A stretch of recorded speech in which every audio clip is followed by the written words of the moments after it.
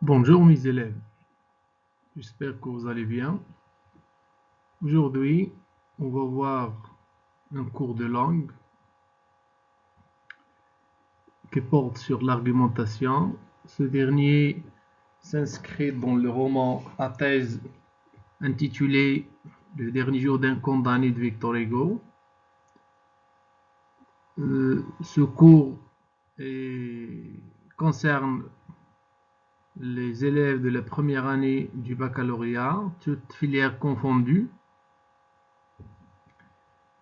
À la fin de ce cours, vous serez capable d'identifier certains types d'arguments,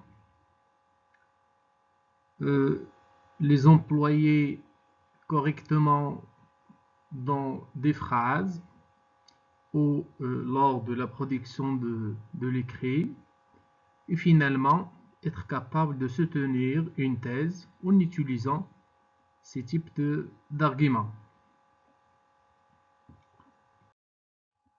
Alors, Victor Hugo utilise-t-il dans son plaidoyer contre la peine de mort le même type d'argument? Donc, on va partir de cette question pour pouvoir relever d'autres types d'arguments employés souvent dans un texte argumentatif. Pour Victor Hugo, généralement, il varie de stratégie argumentative, de la conviction à la persuasion, mais l'objectif est unique, c'est de convaincre le lecteur et le persuader et le rallier finalement à sa thèse, à savoir l'abolition de la peine de mort. Alors, convaincre consiste à utiliser et employer souvent des arguments logiques, raisonnables, voire concrets. Persuader consiste à émouvoir les émotions, les sentiments des lecteurs, susciter leur pitié ainsi que leur compassion. Alors, pour convaincre, utilisons-nous souvent les mêmes types d'arguments ou il existe d'autres arguments ou d'autres types d'arguments qu'on doit utiliser pour convaincre ou persuader l'autre. Alors, pour voir ces types d'arguments, on va se baser sur un ensemble de phrases. Alors, je vous invite à lire la première phrase. Un psychologue affirme que la plupart des enfants qui ont un comportement violent passent beaucoup de temps à regarder des dessins animés dans lesquels le héros est agressif. Alors, observez cette phrase. C'est une phrase, une affirmation dite par un psychologue. Alors, qui dit un psychologue dit une personne spécialisée dans un domaine précis, à savoir la psychologie. Donc, il a une certaine autorité, un certain pouvoir. Donc, il a affirmé que, d'après certaines études, d'après ses recherches menées par ce psychologue, il arrive à une conclusion, c'est que la plupart des enfants qui ont un comportement violent passent beaucoup de temps à regarder des dessins animés et dans ces dessins, le héros est toujours agressif. Alors, nous avons ici un type d'argument, à savoir un argument d'autorité. Et donc, l'argument d'autorité, c'est un type d'argument qui émane généralement d'une autorité, d'une personnalité, d'un expert, d'un chercheur, d'un spécialiste dans un domaine quelconque. On va passer à la deuxième phrase et on va voir un autre type d'argument. Je lis, si les enfants regardent beaucoup de films violents, dans lesquels le héros est valorisé, ils auront envie de l'imiter. Donc, vous allez remarquer une certaine différence entre les éléments constituants de cette phrase. La première partie soulignée et la deuxième en italique. Donc, on peut déduire qu'il y a une relation de cause et de conséquence introduite par si les enfants regardent beaucoup de films violents dans lesquels le héros est valorisé, ils auront envie de l'imiter. Donc dans cette phrase, nous avons un autre type d'argument, à savoir l'argument de cause à effet. Donc souvent une relation de cause à effet, cause-résultat. Passons à la troisième exemple. Aux États-Unis, un jeune lycéen a agressé violemment et a même blessé plusieurs de ses camarades de classe. Pourquoi? Parce qu'il passait tout son temps à regarder des films de violence à la télévision. Donc, suite à ces films qui représentent des scènes violentes de viol et d'agression à main armée, par exemple, ce jeune-là a agressé d'une manière violente et même il a blessé ses camarades de classe. Donc nous avons ici dans cet exemple, c'est d'argument un fait réel, concret, véhiculé dans cet exemple.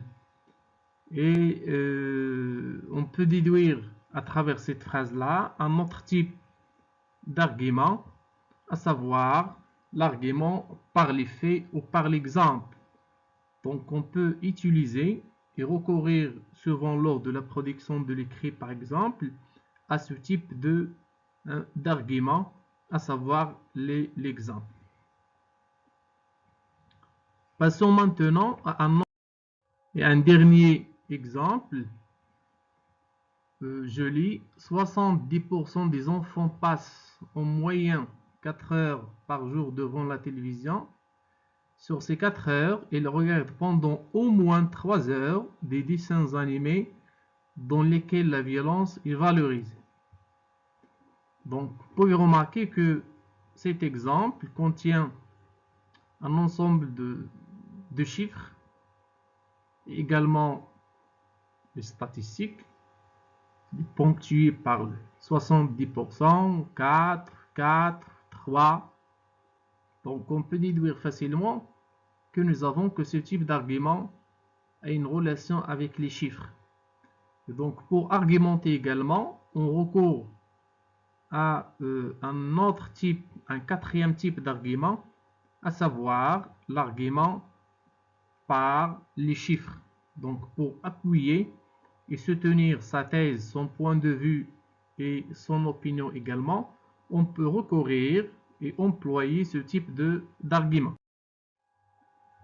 Alors, à partir de ces 4 phrases, nous avons une thèse soutenue et défendue par l'auteur, à savoir que le fait de regarder certaines émissions, certaines scènes agressives et violentes de télévision représentées dans certaines émissions de télévision rend les enfants violents, généralement, et agressifs.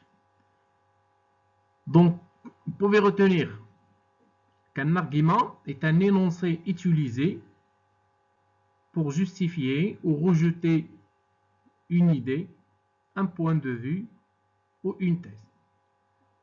Son but est souvent de provoquer l'adhésion du public ou de modifier son opinion ou également le rallier à la thèse soutenue par l'auteur.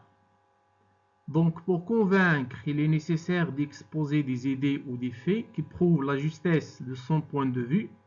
C'est ce qui justifie la soutenance d'une thèse, d'argument, de nature diverse telles. Premièrement, l'argument d'autorité. Donc généralement, il s'appuie sur la compétence de son auteur pour se faire admettre. On peut citer les propos d'un grand écrivain, l'exemple de Victor Hugo, d'un expert, d'un scientifique ou d'une autorité morale ou religieuse, parfois. Le deuxième type est l'argument de cause à effet. Souvent, il met en relation deux objets dont le premier est la cause proprement dite et le second l'effet de cette cause. Le troisième type d'argument, c'est l'argument par les faits ou l'exemple.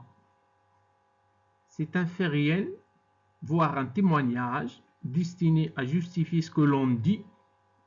On prouve que l'idée défendue est correcte grâce à l'exemple donné. Le dernier type d'argument, c'est l'argument par les chiffres. Il s'appuie sur les données chiffrées, des statistiques et des chiffres. Maintenant, passons à la phase d'application. Et on va commencer par la première tâche visée. Cette dernière consiste à relier les éléments de la colonne A, à savoir les types d'arguments, par les éléments de la colonne B, et précisément les arguments. Donc nous avons deux colonnes. Donc A contient les types d'arguments. Nous avons l'argument d'autorité, argument par l'exemple ou les faits, argument de cause à effet et finalement argument par les données chiffrées. De l'autre côté, la colonne B, nous avons l'informatique permet de commettre moins d'erreurs. En effet, grâce au traitement de texte, une secrétaire peut taper une lettre sans faute. Grand B, actuellement, il ne faut plus que 3 jours au lieu de 15 pour mettre à jour une facturation dans une entreprise grâce à l'informatique. Grand C, il est capital de banaliser et de démocratiser l'informatique afin d'éviter un monde coupé en deux entre les jeunes et les vieux initiés et les autres, affirme le coordinateur du plan informatique pour tous. Si on n'introduit pas l'ordinateur à l'école, dès maintenant, nous aurons des adultes incapables de se débrouiller dans l'avenir. Alors, la réponse est la suivante. Donc, argument d'autorité pour les arguments, le type d'argument 1, argument d'autorité, pour l'argument C, le type d'argument 2 pour l'argument A, le type d'argument de cause à effet pour l'argument D et l'argument par les données chiffrées pour l'argument B.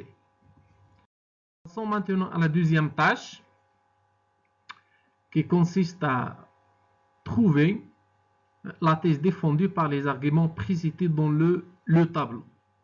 Alors la réponse est les avantages de l'outil informatique ou les bienfaits de l'outil informatique.